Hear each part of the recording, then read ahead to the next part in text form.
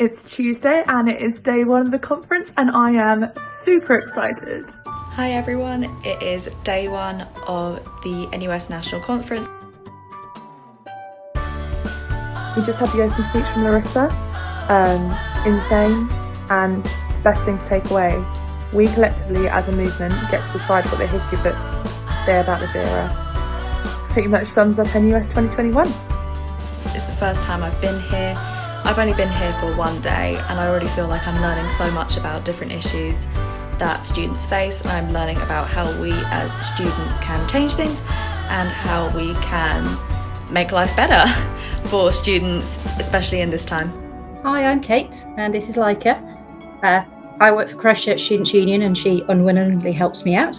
And we, but mostly me, were invited to help facilitate some of the sessions at NUS Conference this week, which I found a really, really interesting opportunity to meet students from across the country, hear on a variety of different issues and help guide people towards an informed vote.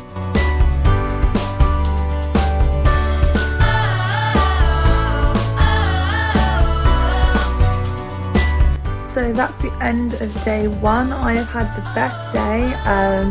It's been great to have discussions around kind of the virtual environment and the way we can continue that moving forward. And yeah, I'm really excited for day two. I know there's lots of interesting policies coming up, so yeah, bring on day two.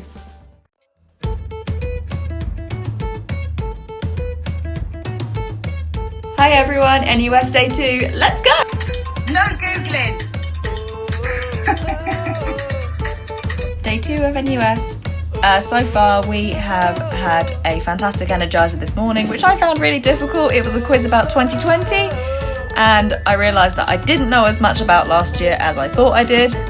So it is day two of the conference. I'm really excited for the day. Lots of discussions about policies, fees and finance, social violence and Erasmus. So I'm going to go into the fees and finance one. I'm really excited to see what comes from that. Lots and lots of discussion around tuition fees and fee refunds. So yeah, can't wait to see what happens.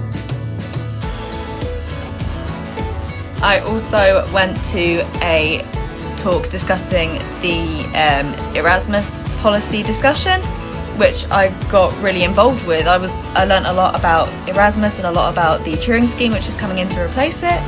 So it's a good day so far. I can't wait to carry on with it after the break. Debate about partial refunds from tuition fees for this year, a debate about the future of free education and the marketisation of higher education generally, and what students across the country want NUS to be working on for that. Okay, so I've just come out of the fees and funding policy meeting.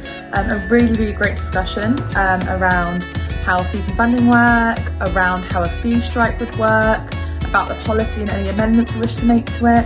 And yeah, really useful discussion around kind of the bigger picture and what stance we should be taking, whether we should be looking at fee reductions, whether we should be looking at fee rebates, or whether it's a whole question around should students even be paying fees. So yeah, really, really useful discussion and it's going to be really exciting to see what comes of that policy.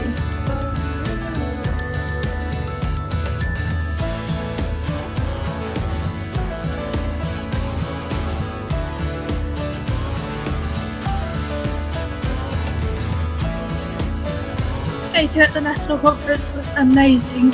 Learning about all of the different types of fees and finance that students are entitled to or not entitled to has been really interesting. So being able to understand the different types of finance that students get, the way that this affects students in different ways, being able to debate the way forward. So that was day two of campaign. Today I learnt about how important it is to make sure that students around us are voting and how much of an impact it can make. I also went to the Students Deserve Better rally, which was incredible. Hearing lots of different perspectives from lots of different people who spoke, I thought it was really fulfilling and I have a lot of hope for this campaign. I couldn't film a vlog without featuring my dog. Good boy.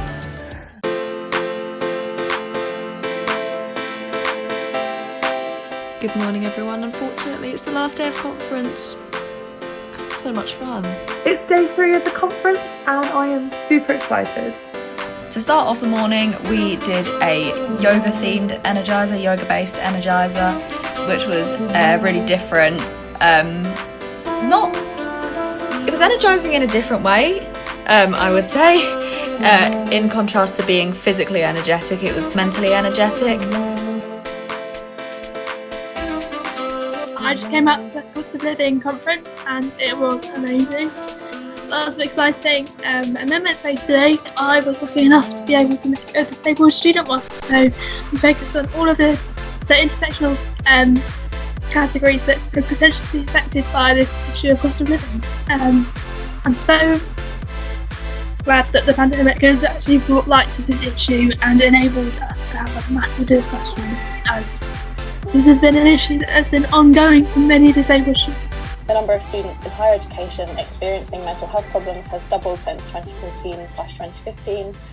I also went to the mental health policy discussion, which I found really interesting. It was actually quite divisive.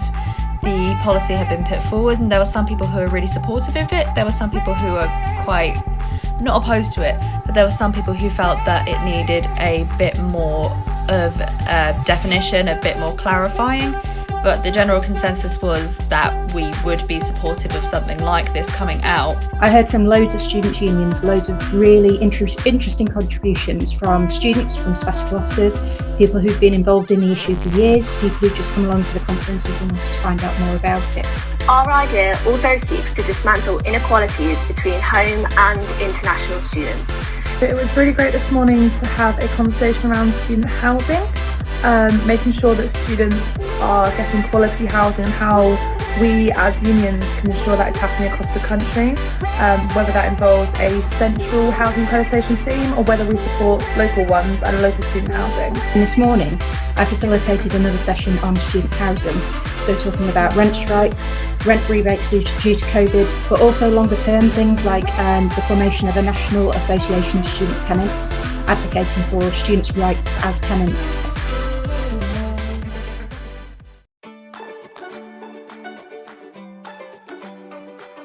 So that's it, NUS is over for 2021.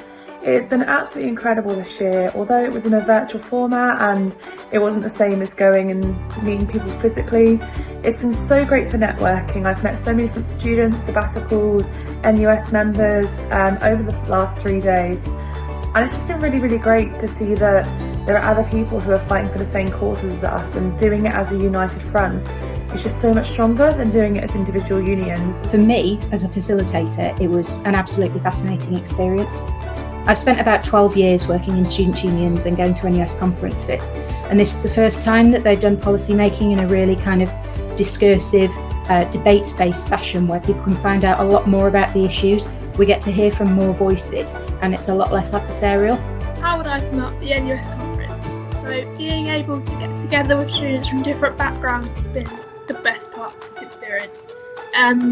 Getting to hear all of their views on things such as campaigning, fees and finance, cost of living and so many other things has been absolutely insane. My first ever NUS conference is now finished.